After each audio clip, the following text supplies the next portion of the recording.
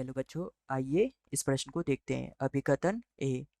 E coli जिसमें बेम H1 क्षेत्र डीएनए के समावेशन वाला PBr 322 होता है, वह टेट्रासाइक्लिन युक्त माध्यम में वृद्धि नहीं कर सकता है। कारण आर। बेम H1 पहचान स्थल PBr 322 के टेट आर क्षेत्र में स्थित होता है। तो यहाँ पर हमें बताना है कि इन दोनों कथनों में से कौन सा कथन सत्य है, वह कौन किस सही व्याख्या करता है या नहीं। तो हमारी मुख्य अवधारणा अवधारणा होगी कि ई कोलाई में PBr 322 कैसे कार्य करता है। तो यहाँ पर जो PBr 322 है वह इस प्रकार से होगा। यह एक कृत्रिम वाहक होता है जिसे कृत्रिम रूप से बनाया जाता है। तो जो यह वाहक होता है इसमें यहाँ पर एंटीबायोटिक क्षेत्र उपस्थित होते हैं, तथा जो यह एंटीबायोटिक क्षेत्र होते हैं का यह वाला जो क्षेत्र होता है यह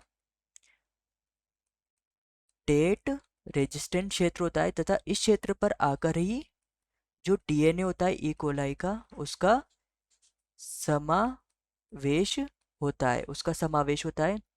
इस कारण से जो यह टेट रेजिस्टेंट क्षेत्र है यह क्षेत्र निष्क्रिय हो जाता है। निष्क्रिय हो जाता है यह क्षेत्र निष्क्रिय हो जाता है, तथा जो यह टेट रेजिस्टेंट क्षेत्र होता है इस क्षेत्र पर ही जो बेम H1 क्षेत्र होता है वह इसी क्षेत्र पर उपस्थित होता है। तो हम हमारा अभिकथन देखते हैं कि हमारा अभिकथन क्या कहता है। तो अभिकथन एक कहता है कि ए कोलाई जिसमें बेम H1 क्षेत्र पर डीएनए के समावेशन वाला PBr 322 होता है वह टेट्रासाइक्लिन युक्त माध्यम में वृद्धि नहीं कर पाता है। तो यह कथन हो गया हमारा, यह अभिकथन हो गया सत्य, क्योंकि जो टेट आर रेजिस्टेंट क्षेत्र है, टेट्रासाइक्लिन रेजिस्टेंट क्षेत्र है, वह निष्क्रिय हो जाता है डीएनए समावेशन के कारण। तो जो ई कोलाई है वह वृद्धि नहीं कर पाएगी। तो यह कथन हो गया सत्य।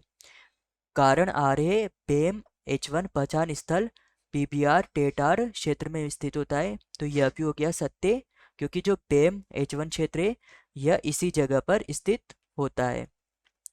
तो हमारा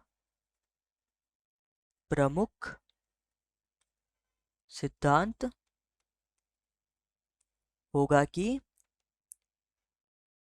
ई कोलाई में जिसमें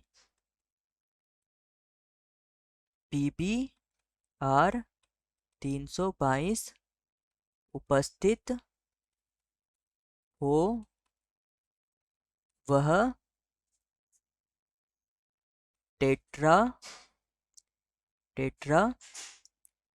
यह टेट्रा जो साइक्लिन होता है इसमें ठीक तरीके से टेट्रासाइक्लिन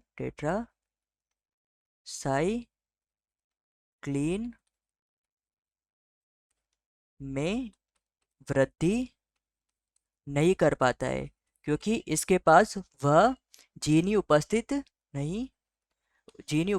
नहीं होता है जो इसके प्रति रेजिस्टेंट दिखा सके।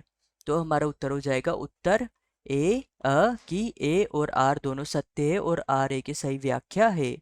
आशा है कि आप इसे अच्छी तरह समझ गए होंगे। धन्यवाद।